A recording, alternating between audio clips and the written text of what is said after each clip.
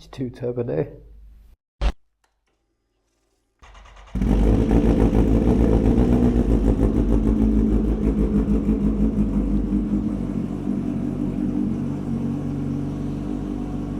What is going on, you guys? Welcome back to the channel.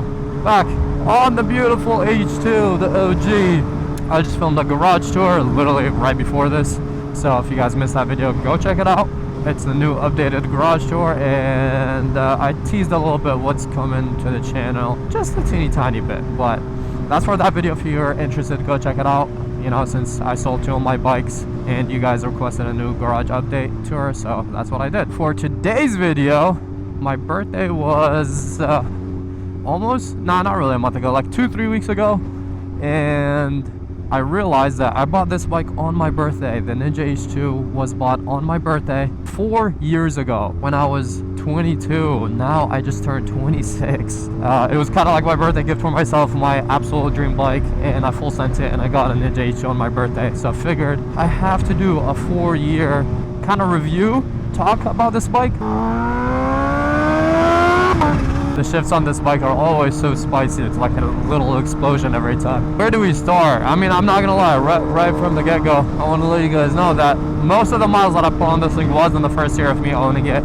Later after that, obviously I got more bikes, and now, like, you know, the mileage is spaced out between all my other motorcycles. I definitely don't put the most amount of miles on the H2 anymore, but still, I've owned it for X amount of years. Let me talk to you guys about everything about the H2. I don't think there's that many people that have had an H2 for such a long period of time that ride it still continuously. Yeah, I might not put the most miles on it because I don't really do any longer trips or anything like that on this thing anymore. It's just like little short rides and taking it to events and stuff like that. But in the first year, I did put like thousands of miles on it within the first couple months, and I've still been riding it continuously. I mean, I rode this thing I think a week ago or so, when we took it to the military base and we did the photo shoot with a tank. So if you missed that video, also go check it out. I absolutely love this bike. It was my dream bike way back then. I mean, my dream bike was the H2R. That's kind of the bike that got me started in riding, actually. I saw that bike online. I'm like, I need to own this bike. But the H2R is a little unrealistic. It's more than double the price of this thing. It's a track bike. It has 100 more horsepower, 50 less pounds than this. It's crazy, long story short. So the realistic dream bike, which is, you know, the H2R for most people, is a Ninja H2, and that's why this was my dream bike. And when I got it on my birthday, it was kind of like a dream come true, and I absolutely love this bike. We've been through a lot of ups and downs, but she's a real one. And we just recently installed this gas cap on it because I did get on the H2 and I was like, I kind of like it, so I got it on the H2 as well. And I did buy some black titanium bolts to replace those silver ones because I do not like the silver bolts right here. Alright, let's get a little pull in here.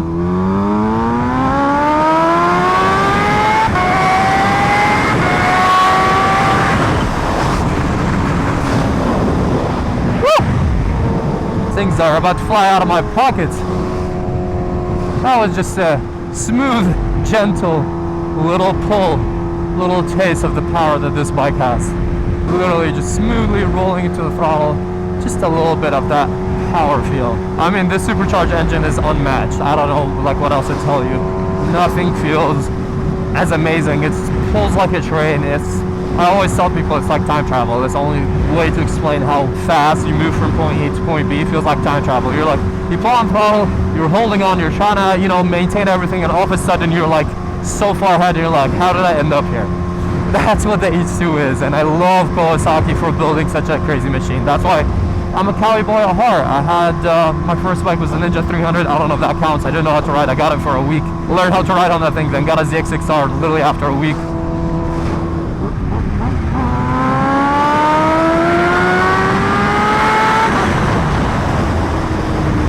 I had to do it again. I had to. It wasn't me. I didn't make that decision. It was the bike. Look at these views.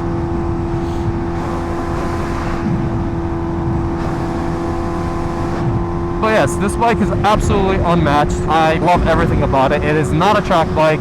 A lot of people hate on it because they're like, what is the purpose of the H2? It's too heavy, blah blah, it's too powerful, it's not great for the track.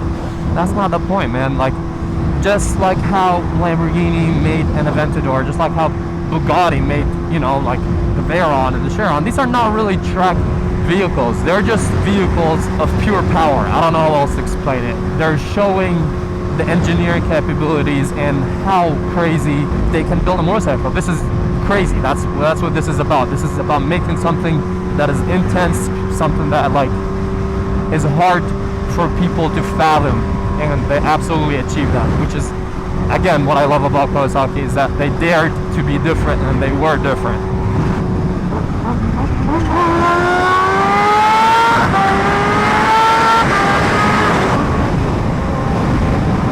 My wallet is about to fly out of my pocket. That's how crazy this is. I need to calm down. There's usually a cop that is hiding further ahead, so we're gonna keep her nice and slow just in case, and also so that my wallet doesn't go flying. I might have lost my garage key. That might have went flying out of my pocket actually. But yeah, let me stop talking about how crazy this bike is. I'm pretty sure if you know what a Ninja H2 is, you know how crazy this bike is. This video is, as I said, a 4-year review of this thing. So let's talk a little bit more about how it is living with a Ninja H2. Oh man, this road is so tempting though. It is so tempting to just go absolutely flying right now. We kind of have to, right? It's slow.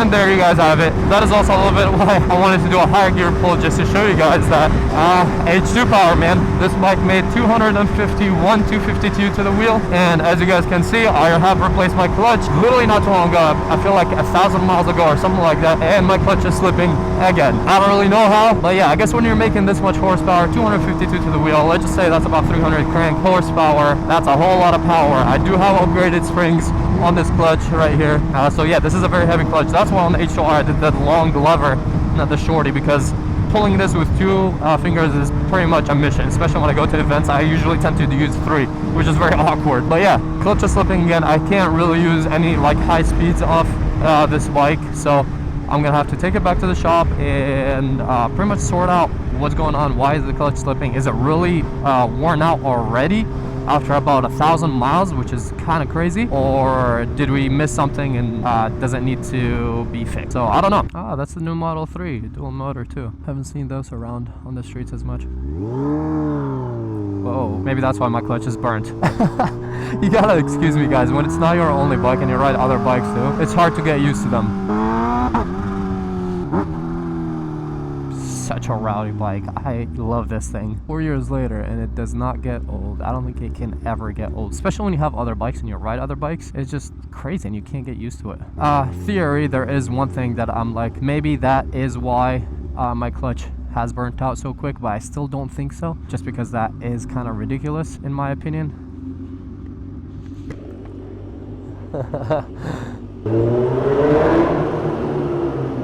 I did that for the kid because he's probably excited now hearing this bike go. Mainly when I take this bike out, I've been taking it to events and meet so people can, you know, enjoy, appreciate it, and you guys like when I take these crazy bikes to events. So since I've been doing that a lot, I am kind of like holding my clutch and just rolling for a very long time because I'm usually going really slow. So I'm obviously not doing like 12 miles an hour. I'm usually doing this, going through traffic. So I'm like on the throttle and on the clutch the whole time. Now obviously that, in my opinion, is affecting the longevity of my clutch, and maybe that's why it's slipping. But also at the same time, I'm pretty sure we upgraded the plates. I don't know if we upgraded the plates, or I know on the V4R we did. We upgraded the basket to a billet basket, so hopefully that thing can last longer, because the V4R has a dry clutch and that thing was slipping because it needs replacement every, I don't know, like 1,500 miles or something like that, and I waited 4,000. My basket worn out, as well as my plates, of course. So long story short, yeah, clutch was slipping and I got that kind of replaced, changed, and hopefully that lasts longer. But I think on this bike too, we didn't just replace the plates. I think we ended up getting like H2R clutch plates or something like that. So we have the upgraded plates supposedly, or at least I think so, and we should also have the springs. I mean, I know for a fact we have a spring because I feel them right now. Those are heavy. All right, we'll stop here, the OG spot where I filmed some of my intro actually for, or at least the OG intro for this video. Let's have her placed just like this. Kickstand is safe this time. We don't want it, so this is what I meant when, you see? Any like forward motion and it just kind of like folds, which is not a good thing. That's why this thing, unfortunately, if you guys don't remember. Took a little fall when I was moving bikes around, and I had it on a smallest incline, or decline technically, whatever, same thing. And this thing fell, and the tank got damaged. Luckily, frame slider saved everything else, but the tank got damaged, and that's why we have this awesome carbon cover until I can find this tank, because this is the only year with a flat color, and this bike is getting destroyed. Look at the rock chips and all that, but you know what, this bike loves it, I'm convinced, because the whole tank situation happened literally right after I was saying that this bike is going to get retired when it reaches 10,000 miles, which I think right now it is at 10,000 miles or something like that. And I was like, I'm going to retire her. She's my OG. She's kind of like the reason I started YouTube and, you know, wanted to showcase it and everything. And yeah, long story short, the bike didn't want to retire. It took a fall, and then I was like, you know what, it's not as mint as I wanted it to be, so I guess I'll ride it more. And yeah, I've been riding it a lot more now, so this bike is not retiring, and eventually I do want to get a third H2 actually. We'll talk about that some other time, because I have the H2, the H2R, and I want another H2 that is silver frame or a very special custom model H2. If you guys know what I'm talking about, then you know exactly what bike I'm talking about. But yes, what's going on here? Okay, just start. I'm so stupid. I was just riding this bike. Why would I touch the pipe? It's hot. My OCD kicked in, and this is probably gonna blister later on, but it's okay. So yeah, I was talking about the maintenance on this thing. Mainly, it's the clutch for me. As I said, I think because I'm going around like parking lots and meets and stuff, and I'm using the clutch a lot, but still, I feel like 1,000 miles is ridiculous for it to be worn out, so I do need to get that replaced. Another thing is that this bike is lowered, so I have done some wheelies on it. Some of them are a little too high. I might put a screenshot right here of how high one of them got. And I'm not claiming I can do wheelies really well or anything like that, so when I come down, I smack it. And I mean, last I checked, there was a minor fork seal leak, but right now it looks pretty dry and good, so that's good. We did take it in to clean it because sometimes some residue might get stuck, that's why it leaks, but it looks pretty good so far. Nothing is leaking really, so that's good. But obviously this is rider error. This is nothing about the Kawasaki H2. Another thing is that because this bike is lowered, when I do come down, it's usually a fireworks show because the oil pan is right there. So yeah, it is not fun to wheelie a Ninja H2 at all, let alone a lowered one that is making 252 horsepower to the wheel. So yeah, this is a crazy bike. I do need a rear tire very soon. This is squaring off quite a bit. What a machine. I'm literally getting distracted like looking at it, even though I've had it for 4 years. So far, honestly, let's talk about maintenance. What I've done to this bike is the good old basic oil changes, you know, tires, reservoir fluids, all of that. Usually I try to keep oil changes every 2,500 miles. I replace the fluids and stuff like that as soon as they, you know, get a little bit darker and they're not like yellowish, they seem a little dirty, I replace those too. But yeah, oil changes, tires, chain, like, you know, the basic stuff, nothing crazy. The only thing that is different from other bikes that I would say is the clutch. Clutch wears out a lot faster and it's slipping, as you guys saw on the last pull. And I see a Cybertruck right there. Let me see if you guys can see it right there rolling. Cybertruck. That thing is crazy, and I do have my name on a reservation on one of these, so I don't know if I want to get it. I literally put my name as a reservation for one reason, because imagine the H2 on the back of a Cybertruck. How crazy would that look? Besides that though, obviously I want to get the Cybertruck so I can do more track days, because as I said, the nearest track is like 4 hours away and I have to get a trailer, rent one out, blah blah blah. It's a long story. A truck would have been nice, and I feel like Cybertruck, it looks crazy, so I don't know, whatever. But let me know if you guys think I should get a Cybertruck in the future. Who knows, my name is still in line for the reservation for one. Anyways, I keep getting distracted. Man, my ADHD is kicking in hard today. This bike had the full titanium acro system. I replaced it with a full rock system. It has a race filter and a dyno tune, a custom dyno tune. So altogether, I haven't done anything crazy to it. This is not like a built H2, because when you start doing the supercharger gears, HOR cams and intercooler and all that, that's when they start having a lot of issues and break down on people. I want this thing, it's already overkill, it's already nuts, especially because I don't want to stretch it. I'm like, I don't see the point personally. I've already raced 1500 horsepower GTRs and got them before I even tuned this thing, just when it had the exhaust and the filter, you know, like it competes with 1500 horsepower vehicles. That's why I'm like, why do I need to make even more power right now? I did get the HOR, which makes 100 more, but at least that bike is more reliable because it's from factory 330 horsepower. I don't have to do the extra stuff. If I do get a third H2 with a silver frame and all that, and do a slight extended swing arm, like maybe 6 inches, like the extended single side swing arm, color match or something like that, that would definitely be like really, really cool. And I might do, you know, like probably supercharger gears or do like a crazy build on it. I probably would do a crazy build. I probably wouldn't do any wings. I'll keep it like super sleek. I might do a full paint custom design on it actually, instead of all the chrome, or I might get the sparkly chrome so I can have all colors. My H2R is the satin chrome. There is the flat chrome, which is this bike. I have the satin chrome, which is the H2R, and then there's also the other chrome, which is most H2s, is the flaky chrome. So it's this flat chrome with some flakes here and there. So I might keep it like that, or I might do a full custom color on it and make it look super crazy and stealthy and just, you know, a mean machine type of thing, even though these already are, but like very sleek looking one. I would definitely like do the H2R cams, I would do the supercharger gears, I would do the intercooler, do pretty much everything and try to make as much if not more horsepower than my actual H2 and see how much that costs, because it will be interesting to see like an H2, buying it, putting the work in it and seeing how much it makes versus just buying an H2R, because it'll probably be cheaper to do an H2 and make more horsepower than an H2R than it is to buy an H2R. But an H2R is an H2R, so can't talk anything bad about that. That's the ultimate bike. It's the peak of the apex predator pyramid, period. So yeah, I don't know what else to talk about, honestly. I love this bike. It is still my all-time favorite bike. This one and the H2R, obviously, it's just out of this world. And if you're, a lot of people are like, should I get an H2 or should I get an M1000 or should I get a V4? I'm like, listen, man, if an H2 is in there, don't ask me, because I'm always going to say H2. As I said, I'm obsessed with this bike and I absolutely love it. So she will always be my all-time favorite bike.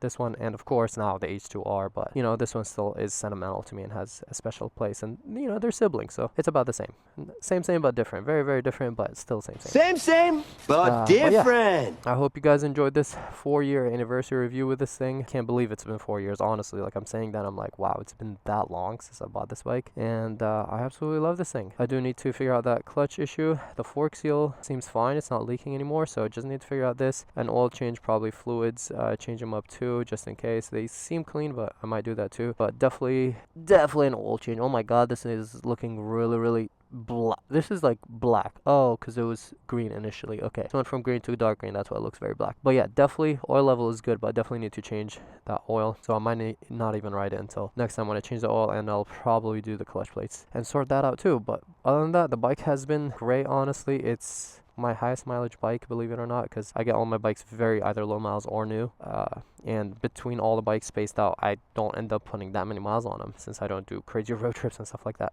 But speaking about that, before I end this video, I do want to say that I'm thinking about doing a road trip of taking this all the way to Vegas and riding in Vegas and riding to Vegas. So I don't know, obviously we gotta fix it up and do all that stuff, but maybe then new tire, new stuff, like clean up the bike, and maybe we'll take her to Vegas. So let me know in the comments below. I will probably make that happen at some point regardless, but let me know what you guys think about that idea.